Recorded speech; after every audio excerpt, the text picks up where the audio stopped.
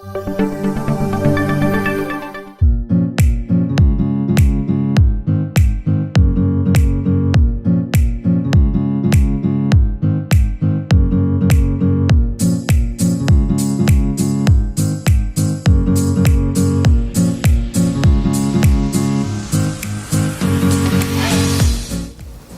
I've been driving the all-new Hyundai i20 around for a while. This is the Asta O diesel with the 6-speed manual transmission, and among all the variants, this and the 7 DCT are my favorites.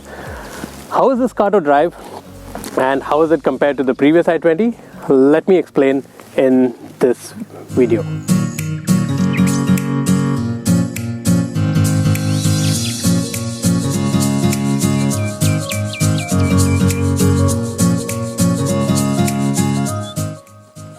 Before I tell you about how the car drives, here's a quick word about the design. This 4th generation i20 has a very European feel to it. The sharp angles make it look quite sporty. It's best viewed from the front 3/4. The rear looks rather busy with the Z-shaped LED tail lamps. It's longer and wider than the previous car, but of course staying just 5mm short of 4 meters in length. Luggage space is 26 liters more than the previous car at 311 liters. Inside, the way the AC vents blend into the design across the dash, the LCD instrument panel and the 10.25-inch touchscreen look quite nice. The all-black interior on the top trims is welcome, while lower trims do get beige and black. All-round visibility is good, and as usual, it's loaded with features.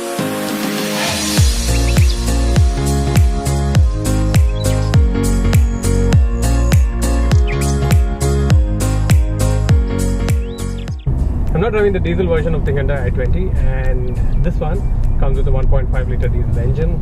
It puts out 100 PS of power and 240 Nm of torque with a 6-speed manual transmission. What I really love about this car is the punch, the torque. It really feels sporty. So this car is going to be quite popular across India, except for probably the Delhi NCR region, because of the 10-year registration rule for diesel cars in Delhi. But otherwise, I think this is the variant of choice with the kind of torque that it has. And the second variant of choice obviously would be the 7 DCT with the 1 litre turbo engine as well. And I'll just get you that impression too. What I really like about this new 4th generation i20, as they're calling it, is that it's very refined. Even though it's a diesel, you hardly hear any of the engine noise inside the cabin. They've really worked on the suspension, so ride quality has improved considerably, and so has the handling. Also like the way it picks up. Downshift, step on the throttle and bam. So if you're looking for a mix of sportiness, comfort, features, I think this car's got everything to satisfy you. So what could be improved in this? Well, you know, now that ventilated seats are an option, I would have wanted ventilated seats in this car, but that's just nitpicking. Otherwise, it's got pretty much everything you can ask for. And one thing that's really improved is the steering feel. Earlier, you know, it used to feel very video game like to drive an i20, but now it's actually quite sporty.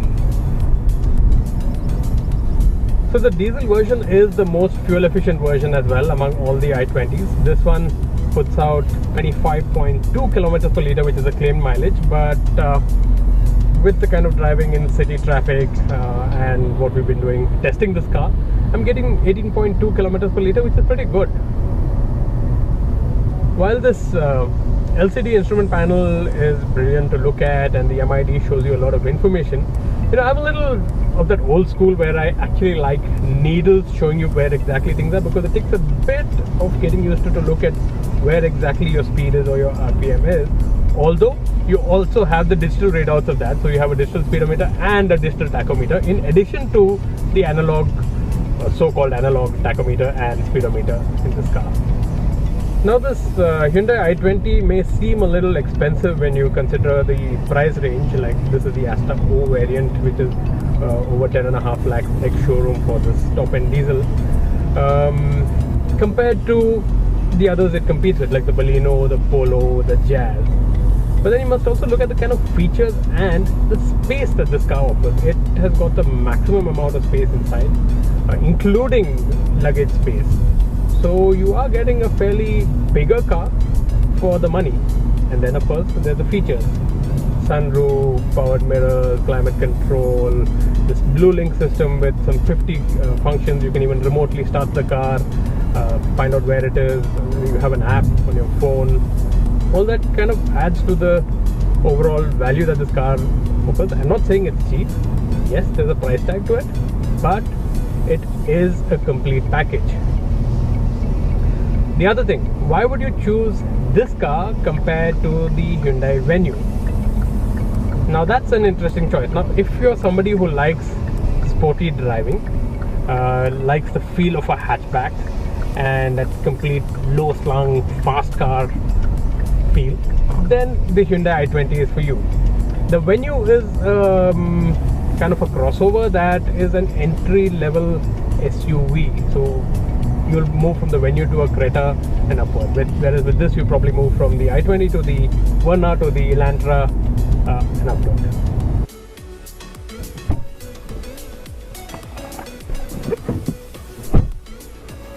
So one thing that has really improved in the new i20 is the amount of rear seat legroom. I mean, this car has about 8 centimeters more of legroom at the rear, and it is wider, as well as the wheelbase is longer, which means there's far more room over here. You get a drop down armrest in here, and this is a single seat back which folds flat. It's not a split fold.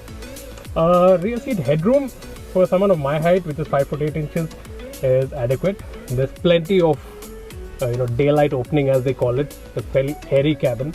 The sunroof obviously adds to that feeling. Rear AC vents, a USB charging socket at the rear, place to keep your cell phone, bottle holders in the door.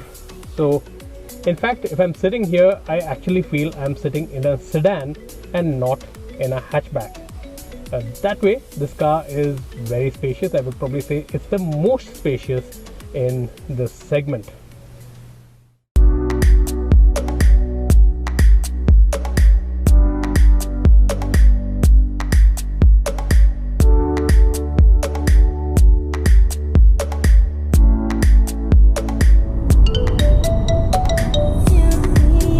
So I'm now driving the 1-liter turbo petrol with a 7-speed DCT. This car puts out 170 Newton meters of torque and 120 PS of power, and believe me when I tell you, it is a hot hatch.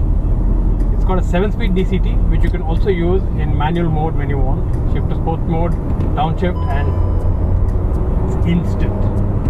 Remember the Polo GT TSI?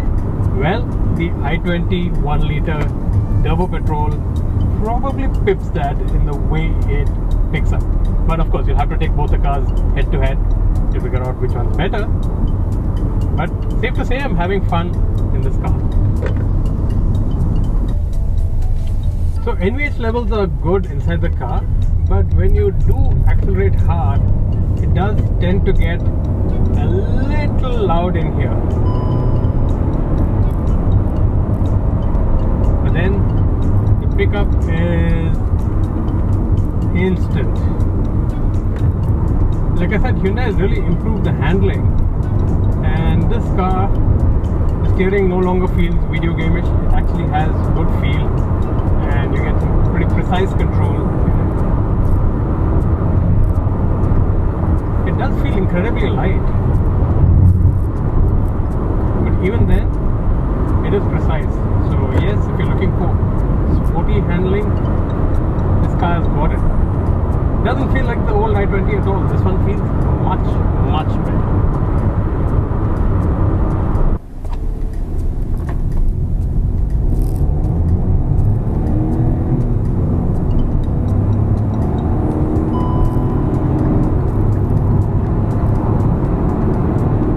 So this car can do 0 to 100 in 9.9 seconds, and well, keep your foot pinned and it's already at 3-digit speed.